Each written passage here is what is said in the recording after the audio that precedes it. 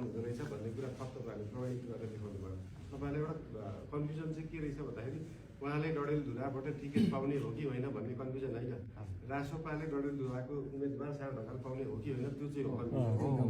उहाँ चाहिँ फिक्स हो पार्टीको तर्फबाट, सबै हाम्रो तर्फबाट। उहाँले नाइ नभनेसम्म उहाँले भोलि चाहिँ म डडेलधुराबाट उठ्दिनँ, म अन्त जान्छु, म रूपन्देही जान्छु भन्नु होला, गुल्मी जान्छु भन्नु होला, महोत्तरी जान्छु भन्नु होला, त्यो भन्नु भएन भने चाहिँ उहाँ नै हो डडेलधुराको उम्मेदवार चाहिँ। र उहाँलाई तपाईँहरूले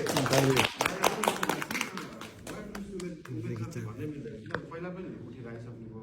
पहिला पनि एउटा साधारण सामान्य चुनाव चिन्ह लिएर जानुभयो र त्यति धेरै भोट ल्याउनु किन अचम्मको कुरा हो भन्दाखेरि उहाँको पार्टी थिएन। उहाँ त्यहाँ चुनाव जितिसकेपछि मन्त्री बन्ने पनि ग्यारेन्टी थिएन होइन, भनेको उहाँको त सरकार बन्नेवाला पनि थिएन। अहिले चाहिँ के फरक छ भन्दाखेरि एउटा पार्टी छ जो पार्टीले सरकार बनाउने सम्भावना छ र उहाँ त्यो पार्टीमा जानुभयो भने त्यो ठाउँको लागि बोल्ने मात्र होइन, त्यो ठाउँलाई साँच्चै केही गरिदिन पनि सक्नुहुन्छ अब त।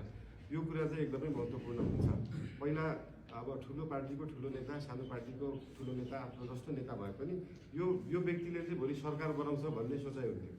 त्यो भएर चाहिँ त्यो भोट मान्छेले जति भने पनि यो सरकार बनाउनलाई नै दिनुपर्छ भन्ने हो। झापामा पनि त्यही नै हो, अथवा महोत्तरीमा पनि त्यही होला, काठमाडौँमा त्यही होला, सबै ठाउँमा देशैभरि त्यही हो।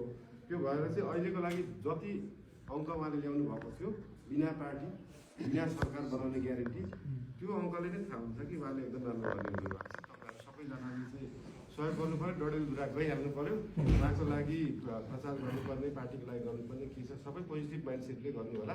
धेरै धेरै धन्यवाद। सम्मानजनक भोट चाहिएन हामीलाई।